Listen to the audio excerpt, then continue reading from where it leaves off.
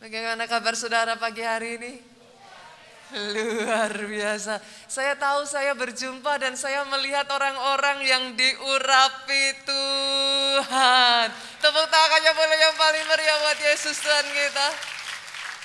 Tidak terasa ya saudara, ini kita sudah masuk dalam satu seri firman Tuhan yang baru di bulan Desember. Kita sudah memasuki awal bulan Desember, Ibu. So fast. Waktu itu berjalannya begitu cepat, saudara. Dan di bulan September ini, saudara, kita akan menerima satu tema yang baru, saudara, yang berjudul The Joy is Coming. Joy is coming. Saya sungguh-sungguh berdoa sepanjang bulan ini. Sukacita itu melimpah atas hidup saudara.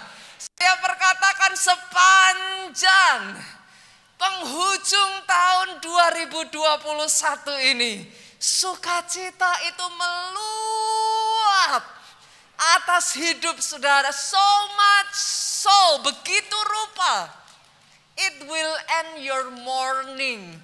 Mengakhiri duka citamu. Duka citamu diubahkan jadi sukacita. Aminnya yang paling keras, tepuk tangannya yang paling meriah buat Yesus Tuhan kita. Saudara, saya akan mengajak saudara untuk membaca sebuah kisah. Bagaimana Tuhan mengubahkan duka cita menjadi sukacita. Kita lihat kisah seorang yang bernama Daud. Saya yakin saudara sudah familiar dengan nama ini. Kita buka ya saudaraku Mazmur pasalnya yang ke-30, ayatnya yang pertama sampai ayatnya yang keempat. Saya bacakan untuk saudara. Mazmur, nyanyian untuk pentahbisan bait suci dari Daud. Aku akan memuji Engkau ya Tuhan, sebab Engkau telah menarik aku ke atas dan tidak memberi musuh-musuhku bersukacita atas aku. Tuhan Allahku, kepadamu aku berteriak minta tolong, dan Engkau telah menyembuhkan aku. Tuhan, Engkau mengangkat aku dari dunia orang mati. Engkau menghidupkan aku di antara mereka yang turun ke liang kubur. Dari ayat yang pertama yang kita baca ini, nanti saya akan membaca satu demi satu ya saudaraku. Kita masih tetap ada di Mazmur 30 ini ya. Dari ayat demi ayat ini kita akan belajar saudara. Dimulai dari ayat yang pertama, di sana dengan jelas dikatakan dari Daud. Ini adalah Mazmur Daud, Pak. Daud yang notabene kita kenal sebagai a man after God's own heart. Orang yang disayang Tuhan. Raja yang begitu dekat di hatinya Tuhan. Tapi kalau saudara lanjut membaca ayat-ayat berikutnya, maka saudara akan menemukan satu fakta yang mengejutkan. Bahwa ternyata disayang Tuhan tidak membuat saudara bebas masalah, Pak. Yang mengerti aminnya yang paling keras. Disayang Tuhan tidak membuat Daud bebas dari masalah. Baru masuk di ayat yang kedua, di sana sudah dikatakan, aku akan memuji Engkau ya Tuhan, sebab Engkau telah menarik aku ke atas. Kalau ditarik ke atas tadinya di mana, Pak? Di bawah. Daud sempat ada di bawah. Daud sempat down. Daud sempat terjatuh, saudaraku. Bukan hanya itu saja, ayat ini berlanjut, saudara. Dikatakan, dan tidak memberi musuh-musuhku bersukacita atas aku. Bolehkah saya katakan saudara, kata musuh-musuhku di sini artinya Daud nggak hanya punya satu musuh, Bu. Yang mengerti aminnya yang paling keras. Setidaknya kata musuh-musuh di sini, Daud punya lebih dari satu. Bisa jadi dua, bisa jadi banyak. Kenapa saya mengatakan demikian? Ada waktu-waktu di mana ketika Daud dikejar oleh Saul, Saul mengerahkan seluruh bala tentara pasukannya mengejar Daud. Banyak, saudaraku. Disayang Tuhan tidak sama dengan saudara disayang semua orang, saudaraku. Yang mengerti aminnya yang paling keras. A man after God's own heart. Tapi dia berkata bahwa Tuhan tidak mengizinkan musuh-musuhnya bersukacita atas aku. Artinya yes. Musuh-musuh Daud itu bersukacita atas kejatuhan Daud. Baru saja sebelumnya kita membaca, Tuhan angkat Daud ke atas, artinya Daud ada di bawah. Tuhan tidak mengizinkan musuh-musuhku bersukacita, artinya yes. Mereka bersukacita melihat kejatuhan Daud. Apakah itu yang saudara kadang rasakan? Ada orang-orang yang entah bagaimana bersukacita menunggu kejatuhan saudara. Bahkan saudaraku, kalau kita membaca lanjut ayat ini, saya itu takjub saudara. Tuhan Allahku, kepadamu aku berteriak minta tolong.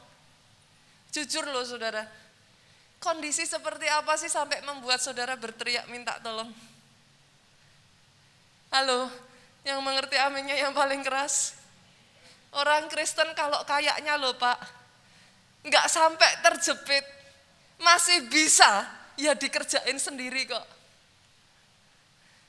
Coba ingat-ingat kapan terakhir kali saudara ada dalam keadaan berteriak minta tolong. Biasanya kalau sudah dalam keadaan terjepit Pak, disitulah kita berteriak. Alkitab nggak ngomong loh Daud hanya sekedar minta tolong Bu. Tapi dia berteriak. Dan the reason why Daud sampai berteriak minta tolong saudaraku, di sana dikatakan engkau telah menyembuhkan aku. Bu, ternyata orang yang dikasihi Tuhan juga diizinkan sakit. Jenis penyakit seperti apa Bu yang kira-kira sampai membuat Daud berteriak minta tolong? Saya rasa kalau saudara cuma sakit flu biasa nggak akan berteriak minta tolong saudaraku. Yang mengerti aminnya yang paling keras. Kalau cuma pusing-pusing biasa kayaknya tidak akan berteriak minta tolong saudara. Kalau cuma pegel-pegel. Betul saudara. Jenis penyakit sampai seperti apa saudaraku yang membuat saudara sampai berteriak minta tolong. Dan tidak berhenti sampai di situ dikatakan Tuhan, engkau mengangkat aku dari dunia orang mati. Berarti ini jenis penyakit yang sampai membuat Daud ada dalam keadaan yang hampir saudaraku. Sudah kritis saudara. Wow, ada banyak orang Kristen salah berpikir saudaraku, bahwa menjadi orang kesayangannya Tuhan, menjadi orang Kristen sama dengan bebas masalah, sama dengan tidak pernah mengalami masalah dan tantangan. No! Kurang disayang apa Daud ini saudara? Tapi ayat ini masih berlanjut, engkau menghidupkan aku di antara mereka yang turun ke liang kubur. Satu titik di mana Daud sudah ada di titik bersama orang-orang yang turun ke liang kubur Pak. Bolehkah saya mengatakan ini saudaraku?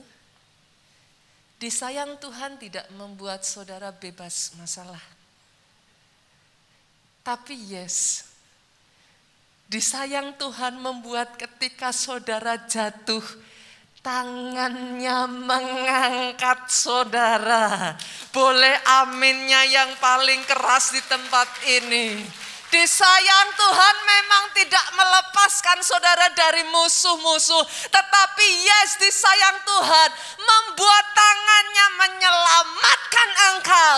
Dan tidak mengizinkan musuhmu bersukacita atas engkau.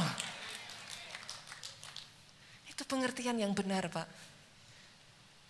Saya berdoa orang-orang Kristen di tempat ini, anak-anak Tuhan di tempat ini menyadari satu hal ini sehingga imanmu tetap kokoh. Disayang Tuhan tidak mungkin, bukan berarti kau bebas tidak mengalami masa-masa pergumulan, sakit, penyakit. Tetapi di tengah semuanya itu tangannya menyembuhkan engkau. Saya berdoa saudaraku, hari ini tangan yang sama yang mengangkat Daud, mengangkat hidupmu. Tangan yang sama yang menyelamatkan Daud, menyelamatkan engkau. Tangan yang sama yang menyembuhkan Daud, saya perkatakan ini menyembuhkan engkau. Aminnya yang paling keras, saudara. Oh, kalau mau tepuk tangan yang paling meriah buat Yesus Tuhan kita. Saya ajak kita lanjutkan ayat ini ya saudaraku. Kita baca ayatnya yang ke-5 sampai ayatnya yang ke-6. Yang membuat saya salut dengan Daud saudaraku. Yang membuat saya takjub dengan Daud. Saya rasa bukan satu kebetulan Daud disebut orang yang disayang Tuhan saudara. Kenapa? Karena di tengah semua permasalahan yang begitu rupa saudara, Daud berkata, nyanyikanlah mazmur bagi Tuhan hai orang-orang yang dikasihinya. Semua masalah itu tidak membuat Tuhan Daud mempertanyakan kasih Tuhan, saudara. Semua masalah itu tidak membuat Daud berkata, Tuhan di mana engkau? Dengan begitu banyaknya tekanan itu saudaraku tidak membuat Daud bersungut-sungut. Tapi ayat ini dengan jelas mengatakan, nyanyikanlah mazmur. Artinya apa, Pak? Di semua masa itu, Daud tetap memuji-muji Allahnya. Kalau saat diberkati, 7 kali dia memuji Tuhannya. Saat dapat masalah, dia bukan hanya 7 kali, lebih-lebih lagi dia memuji Allahnya. Ini yang membuat saya takjub, saudara. Maybe there is a reason. Kenapa Daud disebut a man after God's own heart? Despite semua yang dialaminya, dia tidak meragukan Tuhannya. Itu tidak membuat dia mempertanyakan apakah aku masih dikasihi. Tapi dia tetap memuji-muji Allahnya. Bahkan ayat ini berlanjut, mempersembahkan syukur kepada namanya yang kudus. Mulut ini terus mengucap syukur. Saya itu senang sekali dengan koordinator saudara di IR 8 pagi ini, saudaraku, Pak Dani. Kalau setiap kali diminta bersaksi, Pak Dani itu selalu ngomong kayak gini. Pastor, saya bisa bangun pagi hari ini tetap sehat. Bisa tetap beraktivitas dan bisa melayani Tuhan. Bisa bekerja, itu sudah mujizat. Setiap kali diminta bersaksi, Pak Dani itu selalu mengatakan begitu banyak pertolongan dan mujizat Tuhan. Tapi kadang kita lupa mensyukuri mujizat yang paling dasar. Kita masih ada saat ini saja, itu sudah anugerah. Itu sebabnya banyak-banyak bersyukur. Aminnya yang paling keras, saudaraku. Saya rasa apa ya saudara, bukan satu kebetulan ya Daud disebut a man after God's own heart. Karena lebih dari semuanya di masa pandemi ini kita itu bisa melihat loh saudara. Jangankan masalah seperti Daud ya saudaraku. Di tengah pandemi ini berapa banyak sih saudaraku orang-orang merasakan saudara. Tapi masih adakah ucapan syukur? Masih adakah pujian? Sebab Tuhan itu baik. Ayat ini berlanjut lagi saudaraku. Sebab sesaat saja ia murka. Ada banyak orang salah di sini saudara. Kata murka di sini. Ini bukan Tuhan marah dan ingin menghancurkan anaknya. No. Kata murka di sini lebih pada a moment of discipline, saudara. Satu waktu yang diizinkan betul diproses. Diizinkan ngalami masa-masa yang sukar. Tapi bukankah ayat ini berkata sesaat saja? Engkau yang hari-hari ini mengatakan, pastor kapan selesainya, pastor kok tidak habis-habisnya. Boleh enggak saudaraku kata-kata kita diubah? Sesaat saja. Ketika engkau meneteskan air mata, kau bercucuran dengan air mata, kau berjalan dan seolah-olah tidak kuat. Katakan itu saudara, sesaat saja. Betul, diizinkan sesaat saja. Tapi lihat, seumur hidup ia murah hati. Bukankah bahkan di tengah masalahmu itu saudara, berapa kali kau melihat ada pertolongan Tuhan? Dia murah hati Pak. Bahkan di saat kau menyalahkan Tuhan, kadangkala engkau mengutuki dia, dia tetap murah hati. Di saat kau marah, engkau meninggalkan dia, apakah kebaikannya hilang? Dia tetap murah hati. Saya ajak kita untuk melihat dengan cara yang berbeda hari ini saudaraku. Do not zoom in your problem. Tapi di tengah masalah sebesar apapun, selalu ada kebaikan Tuhan di sana. Selalu ada suara yang menuntun saudara. Selalu ada dekapan tangan yang menguatkan dan memenuhi saudara dengan kasih. Dia murah hati. Doa saudara, doa saya saudaraku. Hari ini kasih yang dari surga itu memenuhi hati saudara, sehingga sukacita itu kembali dibangkitkan. Joy is coming. Kita lanjutkan lagi saudaraku. Sepanjang malam ada tangisan. Saya tuh paling suka kalau baca Alkitab kayak gini saudara. Jangan baca Alkitab cepet-cepet. Firman Tuhan itu bilang kalau kita baca Alkitab ya saudara, dikunyah kayak sapi. Saudara pernah lihat sapi makannya gitu saudara? Sapi itu kalau makan gimana? Ini sayang pakai masker saudara, nggak kelihatan.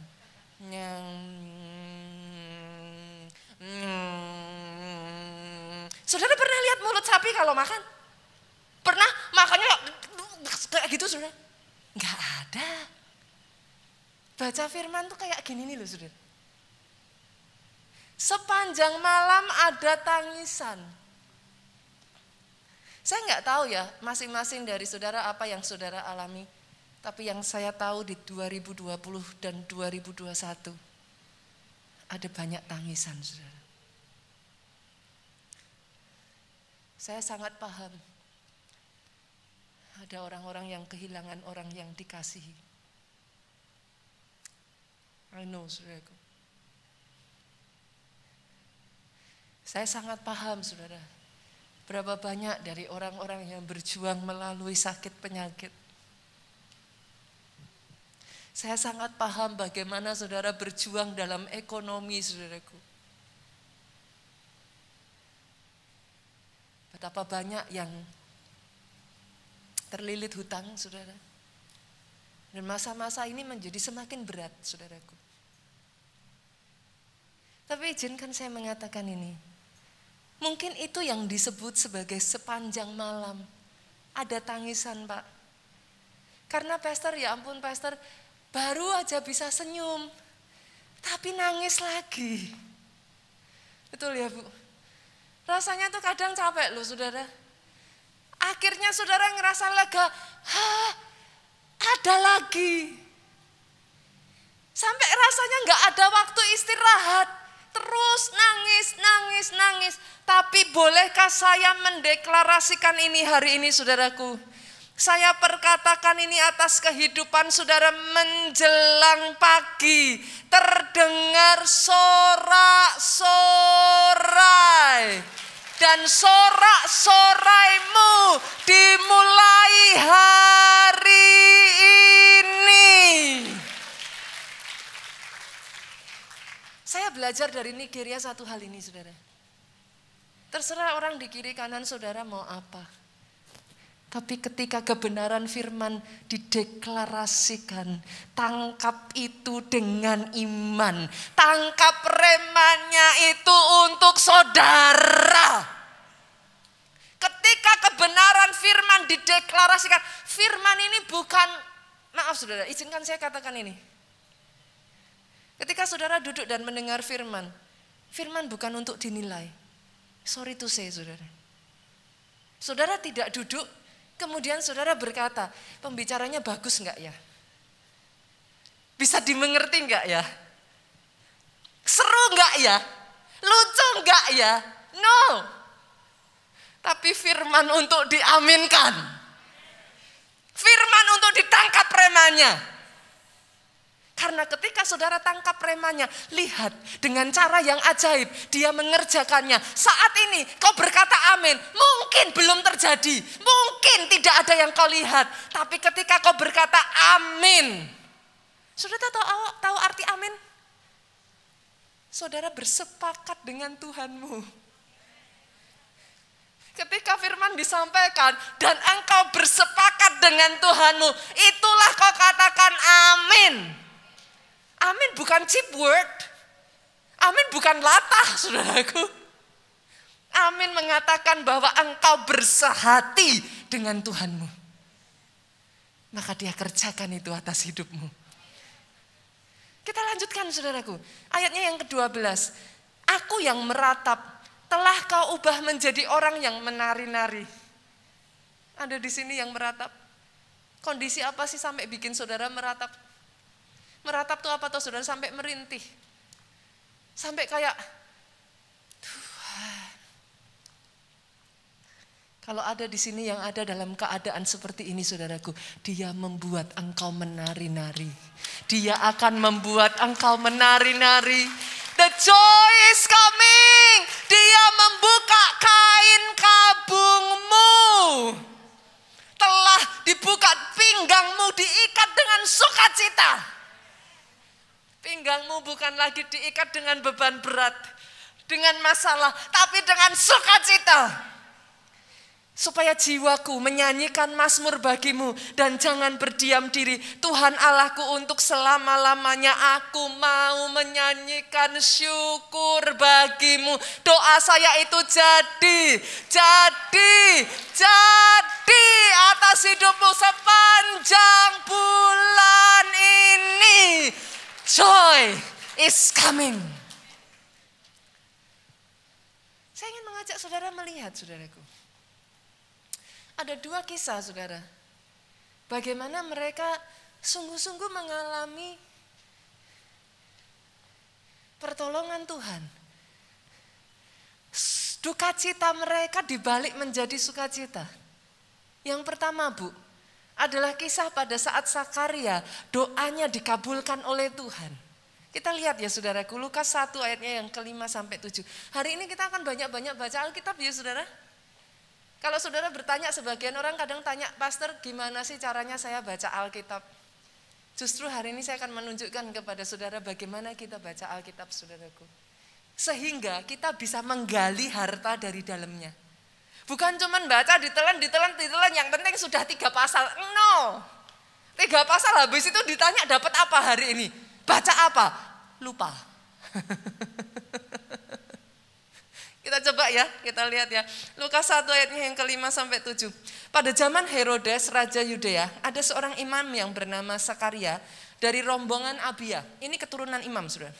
Istrinya juga berasal dari keturunan Harun. Namanya ialah Elisabet. Keduanya adalah benar di hadapan Allah. Nah ini saudara, setiap kali Alkitab mencatat sesuatu Pak, itu pasti ada alasannya. Tuhan kita itu enggak boros berkata-kata saudara.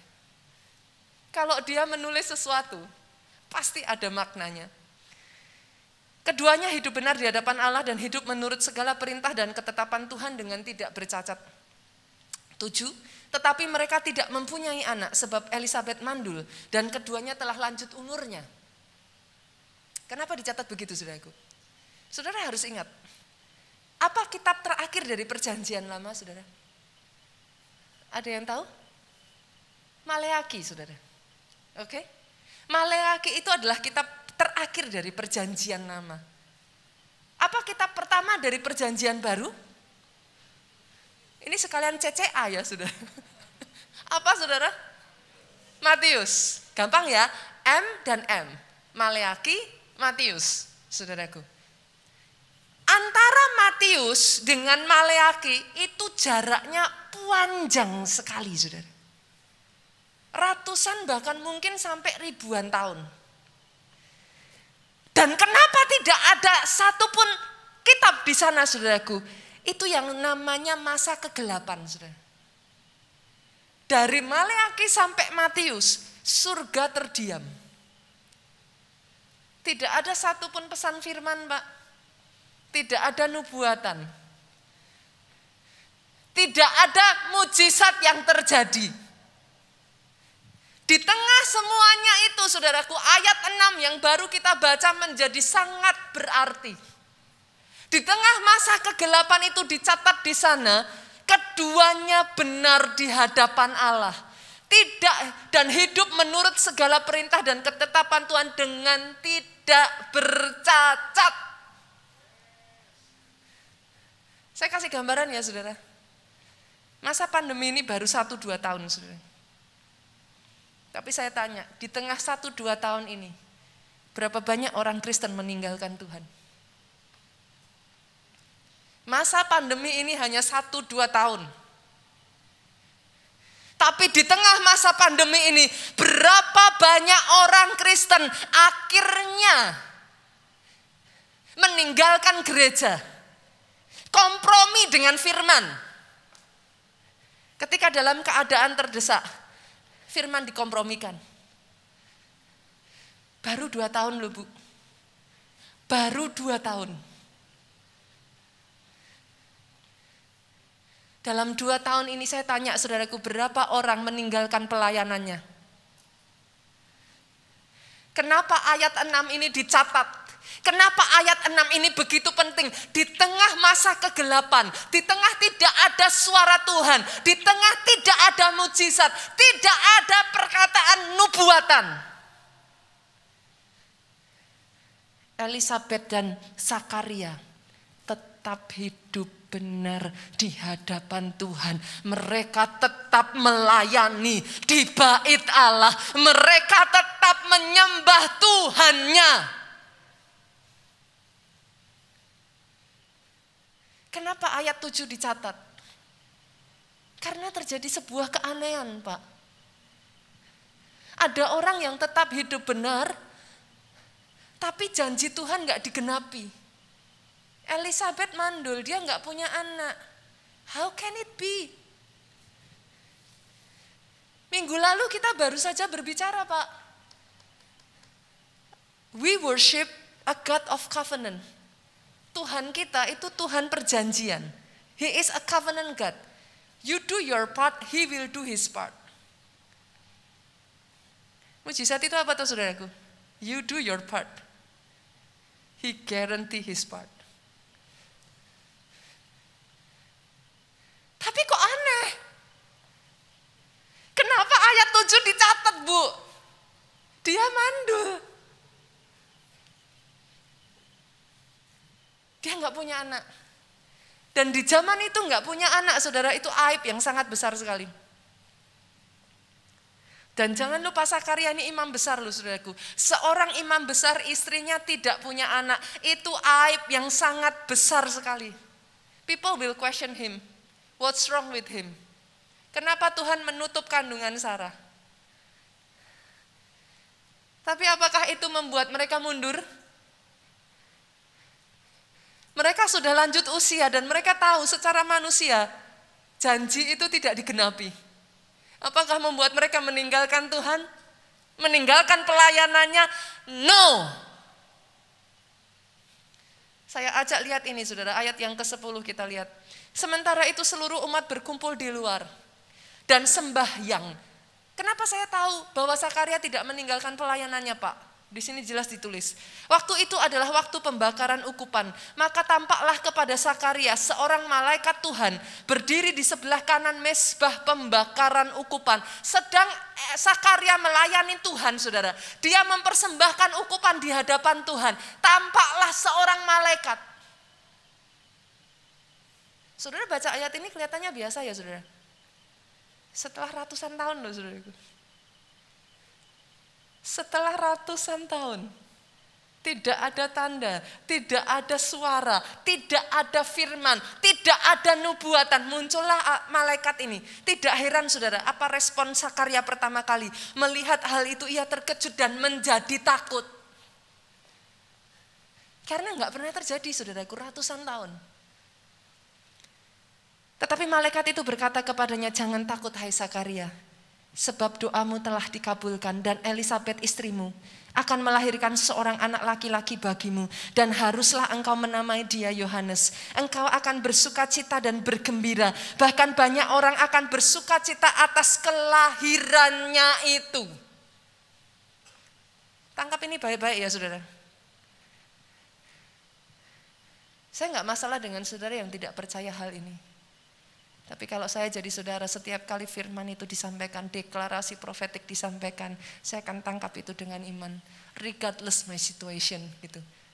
Terlepas dari seperti apa situasi saya. Menjelang Natal. Menjelang Natal. Ini menjelang Natal, saudaraku. Ada kabar sukacita. Menjelang Natal ada satu pesan yang diberikan kepada Sakaria. Dan saya akan katakan ini kepada saudara. Doamu telah dikabulkan Tuhan. Menjelang Natal ada satu pesan yang begitu istimewa. Saya tidak katakan ini untuk semua orang. Saya katakan ini kepada orang-orang yang bisa tangkap dan percaya rema pesan firman Tuhan. Doamu dikabulkan. Joy is coming. Joy is coming. Di tengah masa-masa yang begitu berat, mereka tetap melayani Tuhan. Mereka tetap pergi ke bait Tuhan. Dan pada saat mereka melayani dan mereka memuji-muji Tuhan, disitulah Tuhan berbicara. Jangan tinggalkan persekutuanmu dengan Tuhanmu, saudaraku. Disitulah Tuhan berbicara. Pastor, ada banyak orang bertanya kepada saya, tapi gimana cara saya melayani, Pastor? Saya tuh ingat, saudara, kalau bicara soal pelayanan jadi ingat pertanyaan anak saya yang paling kecil, saudara. Karena sering saya ngomong kalau pergi ke gereja, Daddy Momom pergi pelayanan, kan gitu, saudara. Dia dengernya kan gitu. Terus sekarang, saudara, Kids Impact sudah buka, anak saya yang gede sama yang nomor 2 juga sudah pergi ke gereja, saudara. Jadi memang kasihan tinggal yang kecil. Dia pasti akan tanya, lah Cici sama Cici Gaby sama Cici Kakak juga pelayanan, saya gitu kan, saudara. Terus dia Jen gimana katanya saudara. Dari situlah saya katakan kepada anak saya ini, Jen, yang namanya melayani bisa kapanpun juga. Akhirnya saya jelaskan dia saudara. Momom bisa melayani dengan momom berkhotbah. Momom pakai talenta yang Tuhan berikan untuk momom khotbah. Cici kakak bisa melayani dengan memakai talentanya untuk bernyanyi. Cici Gaby melayani dengan memakai talentanya di multimedia. Terus dia tanya, lah Jen apa mom? Jen talentanya apa? Dia suka lihat Ryan saudara. Kalau jadi YouTuber bisa juga melayani Tuhan katanya. Anak zaman now tuh pengennya jadi YouTuber saudaraku. Kalau jadi YouTuber bisa melayani Tuhan. Tapi Jen belum bisa nulis. Jen bisa apa? Saya bilang, Jen menolong orang lain itu juga melayani Tuhan. Tadinya saya nggak ngeh saudara, saya cuma ngomong aja. Jen bisa membantu di rumah, membantu ya kita nyebutnya sus, mbak gitu saudaraku. Bisa bantu momom, bisa bantu daddy. Jen juga bisa ibadah online, juga sungguh-sungguh memuji menyembah Tuhan. Satu ketika saudara dia masuk kamar saya, dia happy sekali.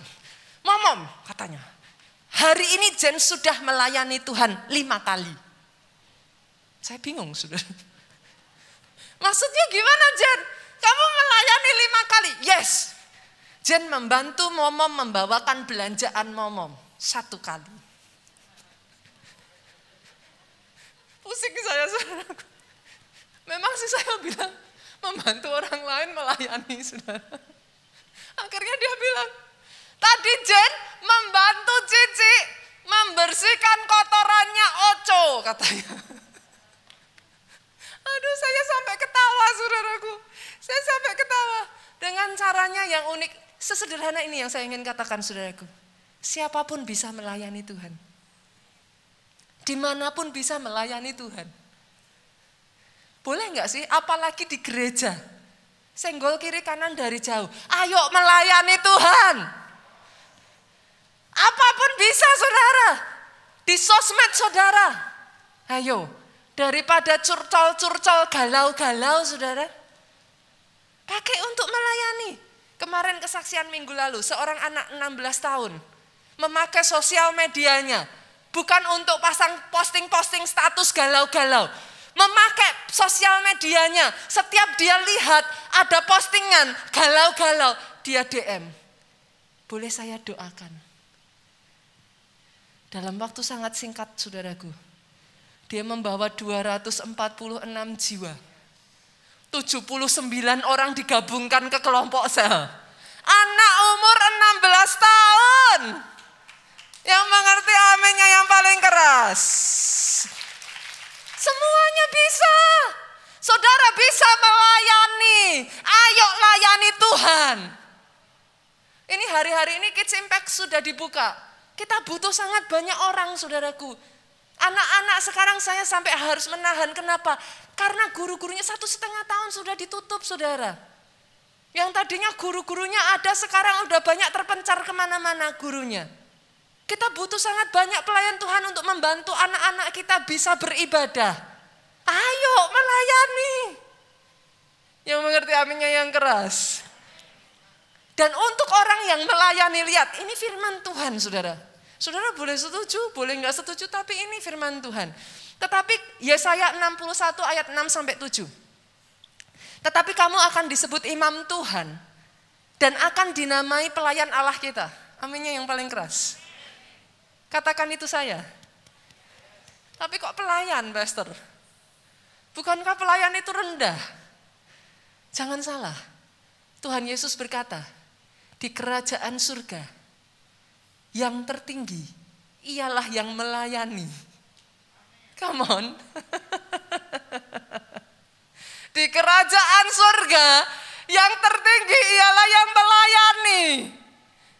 Senggol dari jauh kiri kanannya, ayo melayani. Dari dari semua yang bisa kau pakaikan ke pekerjaanmu, pakai untuk melayani. Saudara jadi apa? Dokter seperti Pak Dani Buklar, pakai melayani. Pengusaha pakai melayani. Apa saudaraku? Pejabat pemerintah pakai lebih lagi untuk melayani rakyat. Aminnya yang paling keras. Apa yang terjadi saudara? Kamu akan menikmati kekayaan bangsa-bangsa dan akan memegahkan diri dengan segala harta benda mereka. Sebagai ganti bahwa kamu mendapat malu 2 kali lipat. Yes, mungkin sempat dipermalukan. Sebagai ganti noda, yes, sempat mungkin rasanya bahkan ditolak saudaraku. Dan ludah bahkan yang menjadi bagianmu. Jadi jangan hanya nangkepnya yang berkat-berkat terus ya saudara. Tapi juga jangan anti berkat ya saudaraku. Kalau baca Alkitab boleh nggak menyeluruh? Aminnya yang keras. Bagianmu juga adalah dapat ludah. Lah ya itu diterima. Tetapi kamu akan mendapat warisan 2 kali lipat di negerimu dan sukacita abadi akan menjadi kepunyaanmu. Oh, sorak-sorak yang paling meriah, saudaraku. Melayani Tuhan selalu manis. Bukan karena cuma berkat, biar pikul salib selalu manis. Amin saudara. Yang kedua saudara, satu kisah lagi saudara. Dari seorang bernama Hana. Kita buka 1 Samuel pasalnya yang pertama ayat 1-7. Ada seorang laki-laki dari Ramataim Sofim dari pegunungan Efraim namanya Elkana bin Yeroham bin Elihu bin Tohu bin Suf, seorang Efraim. Dia Efraim saudara. Orang ini punya 2 istri. Yang seorang bernama Hana, yang lain bernama Penina. Penina mempunyai anak tetapi Hana tidak.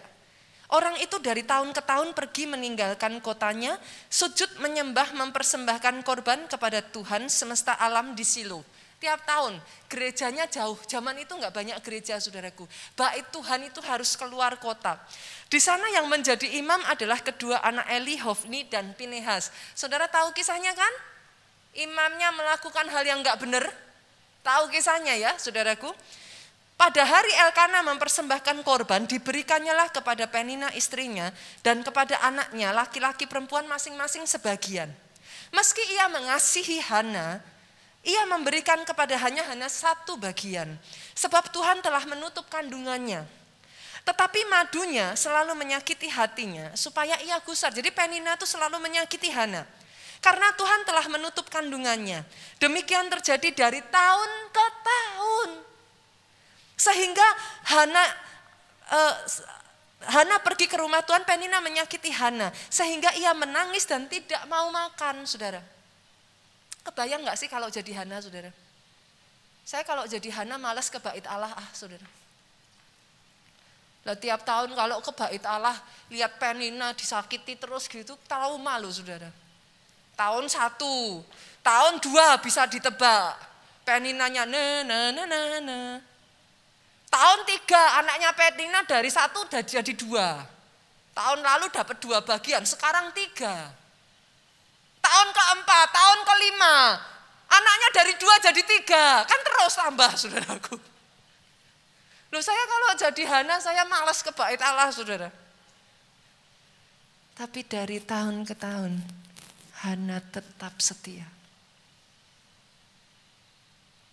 Di bait Allah boleh saudara ada gesekan, boleh ada masalah, tapi tidak membuat saudara trauma untuk di bait Allah. Tahun itu Hana menangis kepada Tuhan. Apa yang terjadi saudara? 1 Samuel 1:17-20. Kita tahu siapa Hofni Finehas, kita tahu siapa Eli ya saudara. Kita sudah tahu, mereka hamba Tuhan yang tanda kutip saudaraku dianggap tidak benar saudara. Tapi lihat saudara, jawab Eli, pergilah dengan selamat dan Allah Israel akan memberikan kepadamu apa yang engkau minta daripadanya. Ini dikatakan dari seorang imam yang tanda kutip loh saudara. Tapi lihat, sesudah ia berkata kepada perempuan itu, biarlah hambamu ini mendapat belas kasihan daripadamu. Keluarlah perempuan itu, Hana, ia mau makan, mukanya tidak muram lagi. Keesokan harinya, bangunlah mereka pagi-pagi sujud menyembah di hadapan Tuhan. Kemudian pulanglah mereka ke rumahnya di Rama. Ketika Elkana bersetubuh dengan Hana istrinya, Tuhan ingat padanya. Maka setahun kemudian mengandunglah Hana, melahirkan seorang anak laki-laki. Menamainya Samuel sebab katanya, aku telah memintanya daripada Tuhan. Ada di sini yang mengalami seperti Hana? Dibanding-bandingkan. Kalau kumpul keluarga tertekan, saudaraku. Tiap kumpul keluarga tanya, pacarnya mana? Nanti habis menikah ditanya, sudah punya anak belum? Tertekan ya kadang ya saudaraku. Capek. Tapi dengar Hana ini saudaraku. Saya tuh gak tahu dari dua kisah ini bukan satu kebetulan dari saudara. Ketika mereka di bait Tuhan, mereka mendengar suara Tuhan. Bahkan dari seorang imam yang quote-quote. Tapi Hana tidak melihat manusianya. Manusianya boleh masalah. Tapi dia tangkap rema firman-Nya. Hari itu dia tangkap. Yang tadinya menangis gak mau makan, dia berurap, bersuka cita. Dia mau makan saudaraku. Apakah langsung terjadi punya anak? Enggak. Alkitab mencatat tahun depan. Kau boleh tidak melihat saat ini. But joy is coming. Bersukacitalah. Sekali lagi kukatakan bersukacitalah. Pertolongan Tuhan datang tepat pada waktunya. Bangkit berdiri jemaat Tuhan. Katakan ini saudara-saudara. Kemanakah kami mencari kasih sejati. Come on saudaraku. Kemanakah kami berseru saat badai datang menderu. Bersama yuk. Yang kami tahu hanya Kau yang mampu pulihkan segala sesuatu. Kami perlukan keajaiban-Mu. Kami butuhkan katakan dengan segenap hatimu. Kami tidak mampu jalan sendiri Tuhan. Kami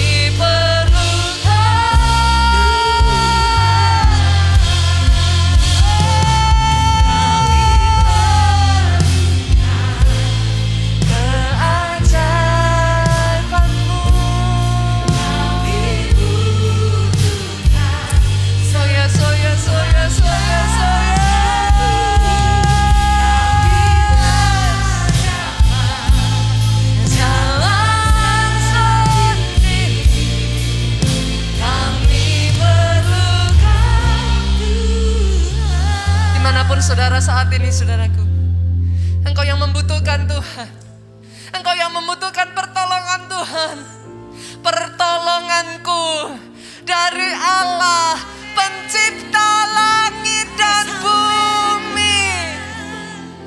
Berapa banyak dari saudara yang saudara rindu datang di hadapan Tuhan. Saudaraku datang di hadapan Tuhan. Irapa syerete karalala payapa syerete.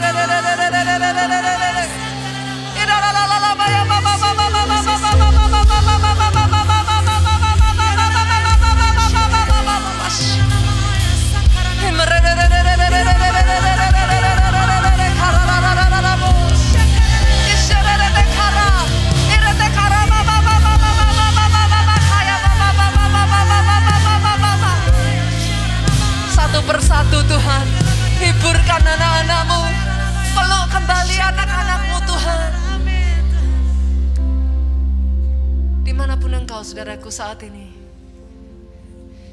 kalau kau butuh Tuhan, terima berkat Tuhan ini, saudaraku. Tangkap rema ini, angkat kedua tanganmu.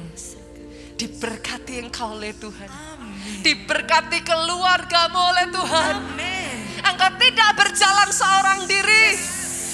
Joy is coming. Sukacita abadi jadi bagianmu. Sehat sesehat-sehatnya, saudaraku. Umur panjang Tuhan anugerahkan atas hidupmu. Diberkati pelayananmu. Diberkati kesaksian dan pemberitaan Injilmu. Pulang dengan membawa sukacita, damai sejahtera Allah.